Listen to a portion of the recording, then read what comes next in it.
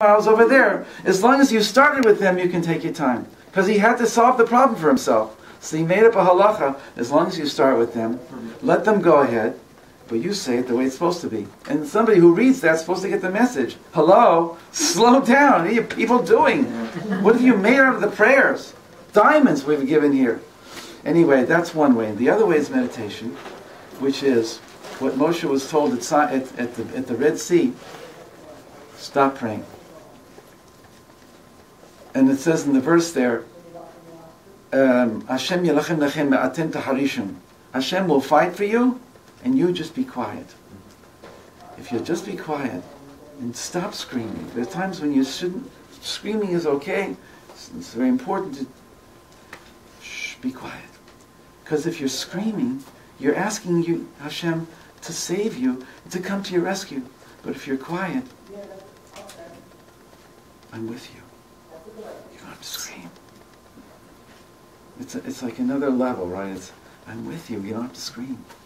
Just quiet down enough to be able to feel my presence. And in that state, you'll know that there's nothing but me, and I can work through you. I can show you things that you've always wanted to see. So, whatever, if you can relate to it, that's my answer about meditation. That comes from a certain piece of Torah that I learned, and that based on the Aries teachings. So, okay, so just it's building up here according to what they say. Tehran this week hardened its nuclear and military policies ahead of international nuclear talks. The threat by Iran's armed forces Deputy Chief General Mohammad Hijazi of a preemptive strike against its enemies was accompanied by its refusal to allow UN nuclear watchdog inspectors to visit the Parchin facility.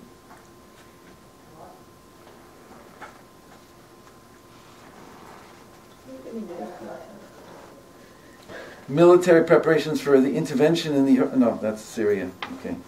There was a few other things here. After a high-ranking U.S. delegation headed by White House National Security Advisor Tom Donilon failed in 3 days of tough talks to persuade Israeli leaders to back off for plans for a military strike against Iran's nuclear sites, the White House invited Prime Minister Benjamin Netanyahu for talks with President Barack Obama on March 5th.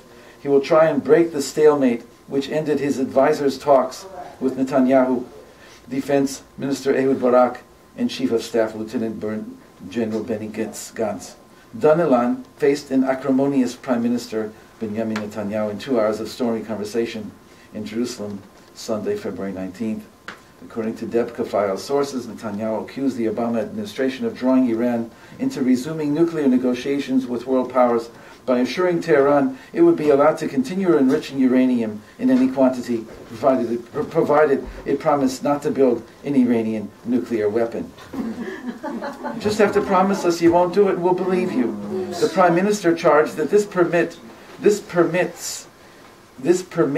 I think, that's the way it's written, this permit contravened U.S. administration guarantees to Israel on the nuclear issue. In other words, it is totally against, and moreover left Tehran free to upgrade its current 20% enrichment level to 90% weapons grade. This Israel cannot tolerate, said Netanyahu, and so its military option must be held on ready. So you see what they're trying to do here. You think Hashem is blocking up Syria as a protection to Israel? I don't know. What do you mean? They're so involved with their own junk that they can't really attack us. Okay, but Hezbollah is... Yeah, right, it's whatever. It's 20,000 missiles. There's 80,000 American military personnel in the Persian Gulf on 2 islands. Everything, it's a state of readiness. Anyway, Purim's coming. So Purim... I mean, I left it always too much to the end, but Purim is Memuchan. It's written in the Megillah, the first time that Haman appears, his name is Memuchan, and it's written Mumkan. Mumkan means Mumkan, blemish here. Wow. And it's pronounced Memuchan, prepared. He's already a plant, he's a setup. Right there, it's already from the beginning, we don't see it, but it's a setup that he's going to now be given power and want to destroy the Jewish people. And so, Ahasuerus, the sheep in wolf's clothing, he makes it like he's cool, and he's the good guy. But when Haman offers 10,000 talents of silver to pay into the treasury of the king, he says, keep the money, babe. Do with them as you will. Wow. Gives him the ring. Keep the money. It's okay. You get a free hand. And then Mordechai knows about this. Ruach HaKodesh. Somehow he gets, Hashem tells him what's going on. And he goes out and he's tzu'ek. Because tza'akah is again the crying out of there's no atheist in the foxhole. He wants to arouse his people that something very serious is going on, and we cannot go and live our lives being totally, just what I'm going to buy for the wedding. Even though the wedding, my daughter's wedding is coming, and a good example. My last child, my youngest child, is getting married in exactly a month. And we want her. I've always prayed, Hashem, please give my Chava a chance to make her family. She is the most awesome aunt. She is a doting aunt. All of the nephews and nieces, Chava is awesome. And she deserves to be a mommy. She deserves to have a life. And we want our children to have lives. And when you look at it like that, you don't want anything to happen in the world that's going to stop. Even though the world is crazy, but we make our life, make our little life where I live, and we have a good life. We have a good family, and they all love each other. And I bless all of us that we have children and grandchildren who love each other and who support each other. And really be real. And we have a loving sense with each other. So I want her to have that. So of course a lot of my wife now involvement is now with all those things are involved in the marriage. And what I'm saying here is, no, we're not supposed to only be involved in that. We're supposed to know that something else is going on. But maybe when I go back, I'll be totally involved only in my daughter's wedding. But in a sense, it also is that wedding is our rejoicing in doing something that Hashem wants us to do, and that itself is our fight against evil. Here, I was during the Gulf War where I went to a wedding in Yerushalayim, and the band was playing Yehuda Galantz. It was really like Latino, and he was just doing his thing. It was like really loud. People were dancing. I said, standing on the side, Hashem, this is our way of fighting. This is our way of fighting. With simcha, right? So really, it's a multi-pronged thing that we have. We're not crying out when it's necessary, and rejoicing when it's necessary. And when Purim is a day of tremendous sense. It's a Yom Kippur day of absolute seriousness, of standing being the Kohen Gadol in the Holy of Holies, and davening for our people and for our lives, and connecting to eternity. And it's also done with tremendous happiness. Lebesume, I like to emphasize that lebesume means to get spiced, to get sweet, to get fragranced, to the extent that we see each other. We see our wives and our husbands, we see our kids and our grandchildren, we hug them and we love them, and you can cry. You know, a drunk person, I love you so much.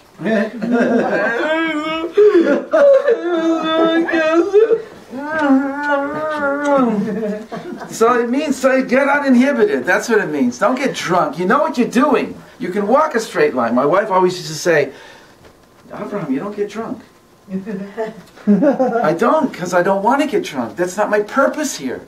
You have to have a kavana. I'm mamish doing this I can truly serve you, Hashem, with this thing that you give me. The Ben Ish Chai says you have to have 15 cups of wine. He says, okay, it doesn't have to be all of them this big. But he says, because it's Shtia is Shin, Taf, Yud Hey. Achila is Aleph, Chaf, Lamed, Yud Hey. They both have a Yud Hey in them, which is Gematria 15. So he says 15 forms of food and 15 glasses of wine. You don't have to do it, but you should know about it. It's all God. Yud Hey is God. We want to do it for you, Hashem. Okay, so that's it. So Purim is coming, and the Besume, and the Gematria of Arur Haman is 502. The Gemara says, Chayav inish lebesume bepuria. A person is obligated to get sweet on Purim, ad de lo yada, until he doesn't know, which is backwards, the initials yada, until you don't know, and then you open up a whole new door to really a deeper understanding. And then it goes on, you don't know between what? Arur Haman, which is Gematria 502, and Baruch Mordechai, which is Gematria 502. So if you're drunk a little bit and you think about it, there's certain principles here of how you can make sense of this. But Hashem wants to go above to a higher level of logic. 502 and 502. Arur Haman, the way of the wicked should be cursed, but somehow it's equal.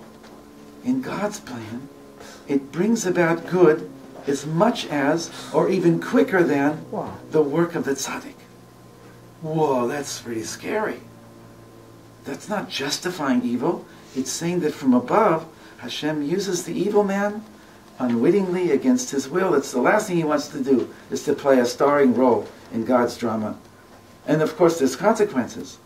But against his will, he is playing a role. Haman, like the Midrash says, Haman said to Achashverosh, they have too many holidays, they're not really good, they're always taking off, they're always telling their boss, I need to keep Shabbos. And Hashem says, oh yeah? Well, we're going to make another holiday in your honor, man. We're going to make another holiday in Purim. So somehow, to be happy now, and to really know that we are being called upon as neshamas, having been born in this lifetime, coming all together, all the lifetimes coming back together. That's another thing Aryeh Kaplan said. He called it Act 3, Scene 3. That when all the actors from all the different scenes, all the different plots, the subplots come together onto stage, and the final finale, and then the author comes and makes the curtain call. That's what we're all about. Hashem, we're all getting together, and we want to love each other and to honor each other, and to get out of the stupidities that many of us have fallen into. And our elders should be there for us to teach us and to share their wisdom and their love, and to really help us to know why we're here, so that we can come together with you. It's a wonderful vision of oneness, of Shabbos coming in, of us being privileged to see what all the generations waited for. So, I thank you so much. Bless you and bless all of us. We should see only joy and only happiness, and blessing and parnasa and goodness, but and.